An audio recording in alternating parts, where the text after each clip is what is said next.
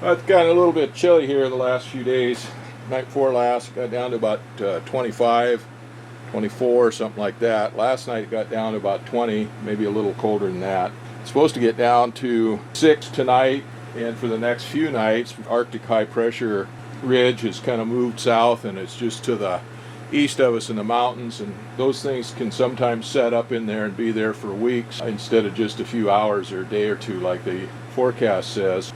Anyway, like I said, it's a little chilly. The basement here, the walls on 3 sides are all buried, and have got styrofoam insulation on both sides of the walls, 2.5 inches thick with the concrete in the middle.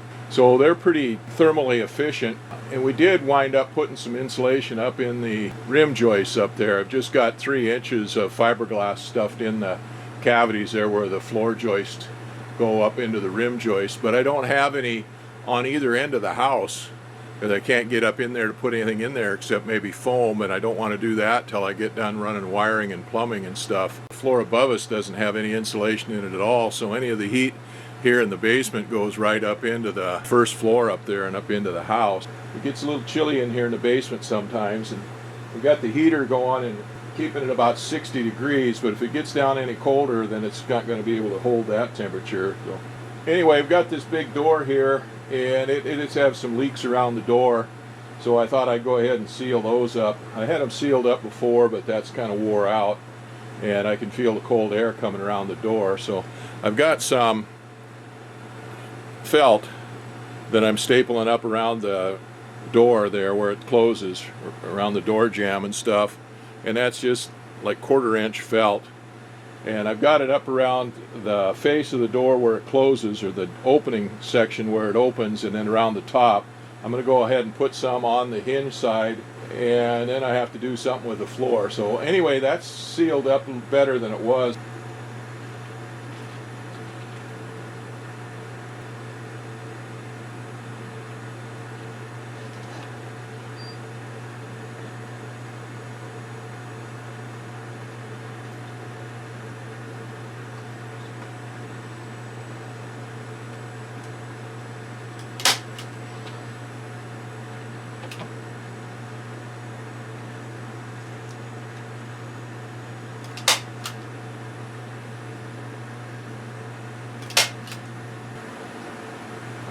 Alright, that's better than it was, but I can still see daylight down there at the bottom. Let's see what we can't do about that. This rubber flange garage door sealer stuff, I'm going to go ahead and put it along the bottom there. Help seal that up a little bit.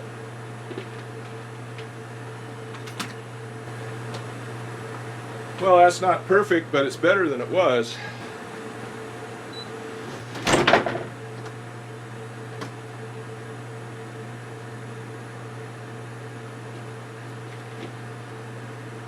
Oh yeah, much better than it was.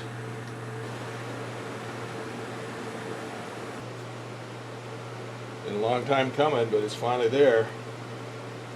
Well, now I can start putting the rest of it back in. Try to figure out how to do it. I've got a pulley to put on this side. The V-belts go on. That drives this. And the in-feed and out-feed rollers, they need to be cleaned up. They're rusty, and they're also impregnated with sawdust and stuff in them. So I need to get those cleaned up before I put them on there, and then figure out how the pressure plate and the chip breaker go in there. The chip breaker's not too much of a problem, but the pressure plate is a little complex.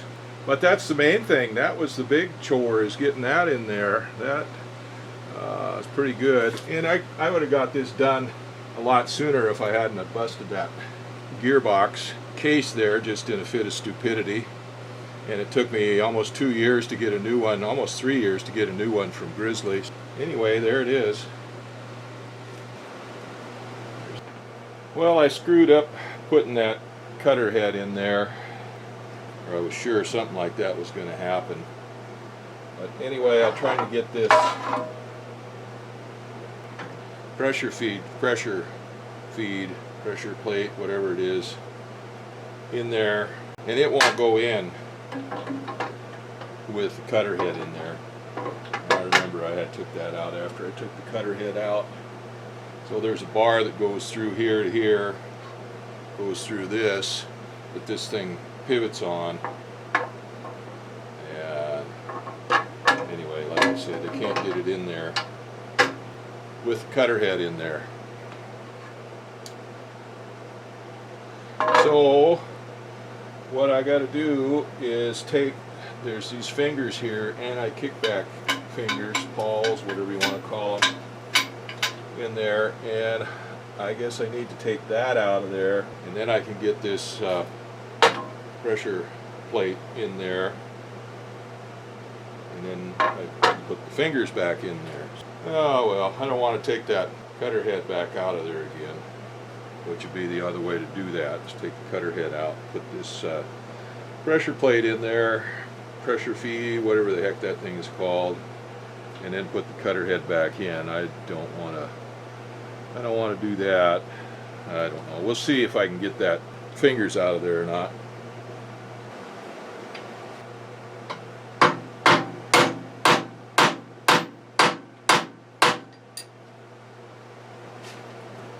Yeah, it's coming.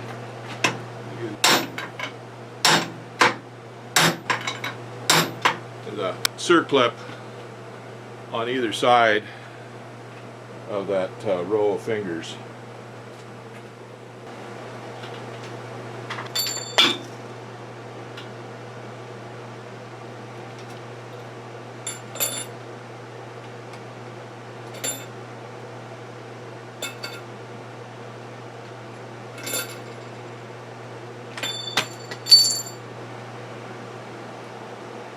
Well, that shaft was coming out of there way harder than it should have. Oh, I was lubing it, cleaning it and stuff like that, trying to see what was going on. And I got down here on this end, I got to feeling, and there's a big rough spot right here. I thought, well, what the heck, did that have a key in it or something like that? I got to looking, and no, it had a set screw in there coming up from the bottom to lock that shaft in there.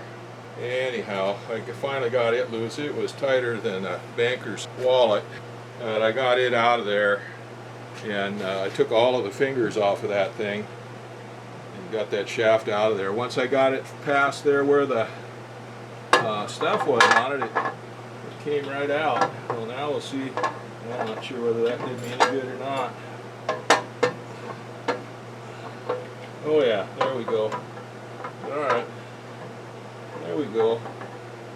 Now that'll go up in there. Now I got to clean this thing up a little bit, and the shaft that goes through it, and then I can put the fingers back in. Hard as that was still better than trying to take that cutter head out of there again. Well, that was kind of a challenge, but we got it finally. I knocked that shaft out of there that hold those anti-kickback fingers in, and I had trouble with that because that had a set screw in it that was stopping it from going out, and I burred that up pretty good. Then I was able to get this chip breaker in there, and then I had to put that shaft back through there. Well, I put the shaft on the lathe and cleaned up the burrs that I made on it where that set screw had drove through it.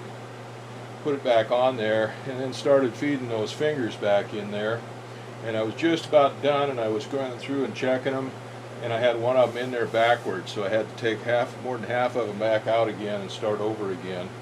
Well, we got it back in there, and the fingers are all in, working the way they're supposed to. That's good. So I've got to put the pressure bar in there next, and it's outside right now, sitting beside the solvent tank. I need to wash it up and get it cleaned up, and then I can put it in there. And then I've got to take those feed rollers and clean those up. Those are pretty cruddy looking. We'll get that tomorrow. It's getting time to quit for the day now. It's almost 7 o'clock. Go see if Judy's got dinner ready yet. Well, I got the chip breaker put in there, and that took some figuring to figure out how that went in there, but I got it. And that hooks onto this bar that goes through here and pivots on it, and then it's got stops right here where you adjust how high the chip breaker is off of the table. So it's supposed to hang down a little bit below the cutter head. I just got my in-feed roller cleaned up,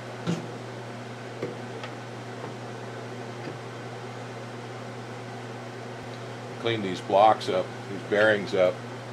Now these are not bearings. I don't know whether these are cast iron or whether they're just plain iron, but they're just a bearing, just a solid bearing that fit over here.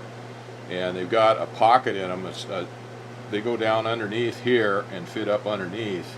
And there's a pocket in them. There's a screw that goes down and fits in this pocket. And then there's a hole in this bearing. And there's a screw that goes down in here to seat that spring, to set the tension on the spring. And that plug that goes down in there to set the tension on the spring has a hole in it, and you're supposed to lubricate these by dropping oil down, just engine oil down in those a couple of times a day as you're using it. Although there's no roller bearings or anything in that, it's just a simple bearing. Down on this end, it's keyed, the shaft sticks out and it's keyed, and the gear goes on that for driving. It comes off of the, well, I guess that goes on this end down here. I got it backwards. It goes on this end down here and comes off this gearbox that I put on earlier. So anyway, that one is cleaned up and ready to go back on. I may go ahead and set up the chip breakers first before I put this on, and then that has to be adjusted to the right height above the, or below the cutter head too. And then I've still got to clean up the outfeed feed roller. I just did this one. It's about 10 degrees outside. I cleaned it up with a wire brush outside until my fingers got numb, and I gotta wait and do the other one. Well, like I said, it's about 10 degrees outside. Today it's warmed up to that much, and it's, well, it's up to 58 or something like that. Here is the temperature I can get it up to here in the basement. So all this is cold. Of course, it just came in from outside. But anyway, that's ready to be put in, and once I get warmed up, then I'll take the outfeed roller out and clean it up. Might as well turn that around the way it goes before I forget. And I got to remember, this is the infeed roller, and this is the infeed end, so this is where it goes, is right here. And I've got the chip breaker and the pressure bar in there. And of course I got my infeed roller ready to go in. But I thought before I put the infeed roller in there, I'd go ahead and adjust the chip breaker and the pressure plate. But anyway, what you do is you set up to the lowest position of the cutters in relation to the table, and then set the chip breaker and the infeed roller to 40 thousandths below what the cutter is. Anyway, right now I've just got the pressure plate set, and I've got my dial indicator in there. I've got it with a magnetic back on it and on a little angle block, and I set it up on there, and I found the lowest tooth position on the cutter head, and then I brought it out and set it up underneath the chip breaker and adjusted it for 40 thousandths. I did that on both sides, left and right, made sure it was adjusted equally on both sides. Oh man, it's a beautiful day today. We don't get many of these. Clear blue sky, not a cloud in the sky, not a breath of air. The sunshine, just beautiful. Little bit of light snow on the ground and some frost on top of that.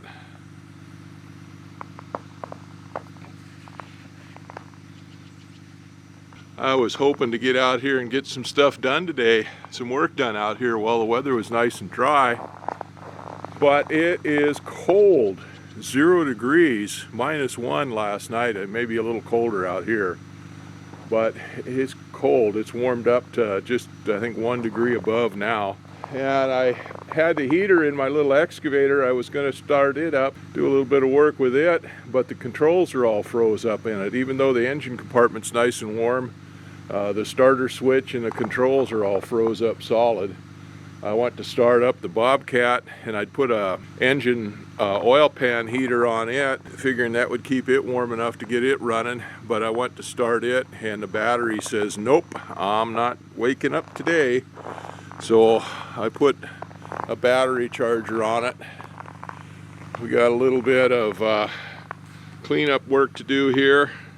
I was hoping to get started at. I heat tape caught my bathhouse on fire night before last. We had a hell of a fire out here. Had 5 full propane bottles in there, and it was just a tarp covered shed, so the tarp went up in flames, and then the propane bottles started blowing off. And anyway, we had a heck of a fire out here for a couple 3 hours night before last, and I was hoping to get started cleaning that mess up. It got so hot that even the food inside the freezer was on fire and burned up. That freezer, well, it didn't quite make it 50 years. We bought it about 47 years ago. It was still a good freezer till night before last. Then it didn't keep the food frozen worth a damn once it got on fire. Anyway, we got a little bit of work there to clean up and some other stuff I wanted to do while it was nice and dry.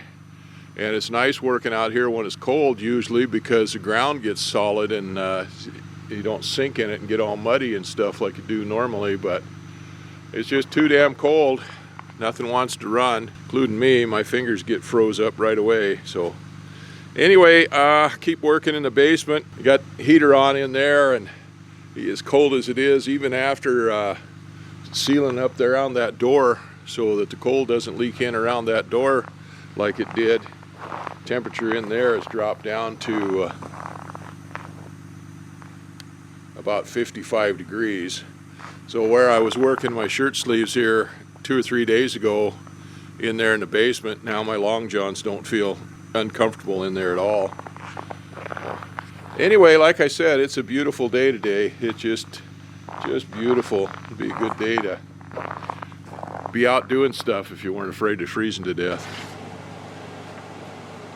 Alright, so I get the terminology correct on this. This is the cheat sheet for setting up the pressures on the feed rollers and stuff. So the first thing we've got going in, and then from the front side, this is the back side that I'm at now. First thing here is the in-feed roller, and that is supposed to be set up 40 thousandths below the knives on the cutter head. And the next thing there on top of that is the chip breaker, and that's supposed to be set up 40 thousandths below the cutter head, the knife head. And then the next thing behind that is the pressure roller, and that says that that is supposed to be set up 8 thousandths above the cutter head. And then behind that is the outfeed roller, and that says 20 thousandths above the cutter head, or below the cutter head. All of these are below the cutter head. The cutter head is above that.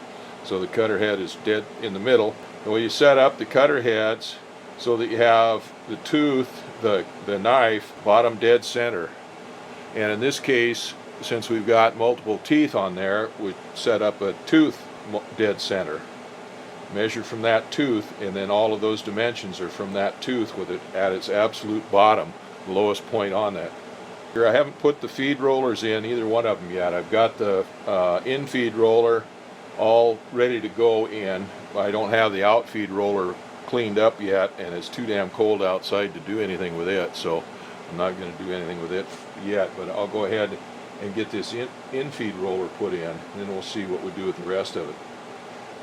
Well, I set up the chip breaker, and I did it like I did my knives on my jointer, I think, is I've got this little angle block, 2-inch angle block, and I've got a dial indicator with a magnetic back on it that I set up on it like this, and then I put this underneath, down on the flat, and put it underneath the cutter head, and then rolled it around until I had one tooth at bottom dead center, set it for 0, and then put it underneath the chip breaker and lowered the chip breaker until I had it at 40 thousandths exactly. This proved to be kind of a pain in the butt here because this is only a 2-inch angle plate, and so the heavy weight of this dial indicator started making it want to tip. Now it worked okay on the chip breaker, but when I moved it back here for the pressure bar, I couldn't get it to set up right. Now you've got the bottom of the table here, and then there's a cutout in the bottom of the table for these rollers, the bottom rollers, and so it made it kind of a pain to use this. And then the other thing is there's only so much deflection you can get on that before it bottoms out on here. So anyway, I was having a hard time with that, One of the things they say to do in here is to cut two pieces of wood so they're exactly the same. Put those in there and use those to measure off of. But I did a little different. I've got a couple of 1, 2, 3 blocks here. I bolted those together to make them into an angle plate and used a feeler gauge. And I used an 8/1000 feeler gauge and just lowered that head so the tooth just barely touched an 8/1000 feeler gauge as it went around. So I made sure I rolled the cutter head back and forth around to make sure I got it perfectly bottom dead center, and just barely touching an 8/1000 feeler gauge on top of this 1, 2, 3 block. So then by taking the 8/1000 feeler gauge off there, then this winds up being 8/1000 below the bottom of the cutter. So I put that underneath the pressure bar on one side over here and adjusted this side down, moved it over to this side and adjusted it down, and then back over to this side and readjusted it. And the way I adjusted it, I put a light behind it and I adjusted it down until the light just disappeared, and so it was just barely touching. And then I run it back and forth across there. Oh, you got to be really careful sticking your hand underneath there, because if you've got good new knives on there, they're really sharp.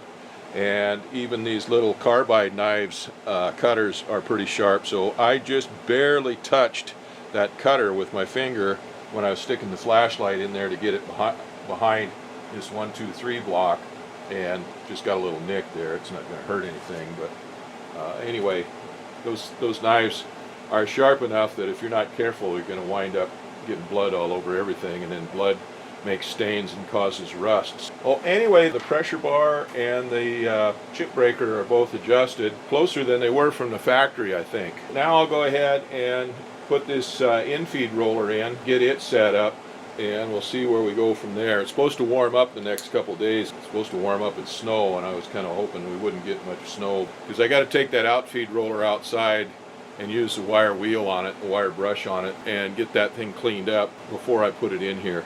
Well, these are cheap 1, 2, 3 blocks. I wanted to bolt those together, and they're set up. They've got holes in them so you can run bolts through them, and then some of these holes are threaded. So I got to checking, and the ones that are threaded for a 3/8, 3/8 16? Anyway, a 3/8 coarse bolt. Problem is that if you wanted to bolt them together, a 3/8 inch bolt won't go down through the holes that aren't threaded. It took 5/16 bolts to go through here to bolt these together, and I didn't have any here, so I had to run to town and get some. And then you can tell again, these are not the best 1, 2, 3 blocks there are, because I've got this bolted up together, and they should made up so that this face right here is perfectly aligned with this face right here, and they're not. There's about a 1/16 of an inch space right there. So this thing wanted to tip a little bit as I was fooling with it, but what I went ahead and did was I just took this angle block and put on the back of it to counterbalance it out, and that worked just fine. Well, I probably need to get a 3-inch angle block or so if I want to use this dial indicator like this 2-inch angle block. Worked for what I used it for when I set it up, but it's not going to work for a lot of this stuff. Yeah, and this face right here should have made up just perfectly too, and it doesn't. There's a probably 3/32 gap right there, 1/16 of an inch gap there, and 3/32 there. Oh well, it is what it is. It's what I've got, what I could afford. I got the pressure bar adjusted, and then I put the in-feed roller in and got it adjusted, and then I took that 1, 2, 3 block and redid my chip breaker. It was off a little bit. There's springs that go in here that put downward pressure on those feed rollers, and these caps go in here, these plugs go in here to hold pressure on the springs. I got those put in, and those are adjusted according to the book. I might need to tighten those up a little bit because I do a lot of rough lumber, and for rough lumber it might not be quite enough tension on those springs to hold them down. That's done, so the next thing I need to do is put the outfeed roller in and get it adjusted. And I haven't had a chance to clean it up yet, and it's just too damn cold to stand outside with that grinder with a wire wheel and clean that up. So I think I'm pretty much done for the day. Now these two, the chip breaker and the infeed roller, are both set to 40 thousandths below the bottom tooth there. The pressure bar is set to 8 thousandths below the bottom of the bottom tooth, the lowest tooth. Anyway, that is good. That's about all I can do now until hopefully it warms up the next day or two. And well, even if it doesn't warm up, I'll go out there and work on that tomorrow and get that cleaned up so I can get this thing together. If I get that in and then put the drive chain on here for the feed rollers and put the belts on and adjust those, and this thing will be ready to go again, ready to start making chips again. Coming up pretty quick. Well, slow as I move, it's not quick. There's nothing quick about me, but anyway, it's making progress.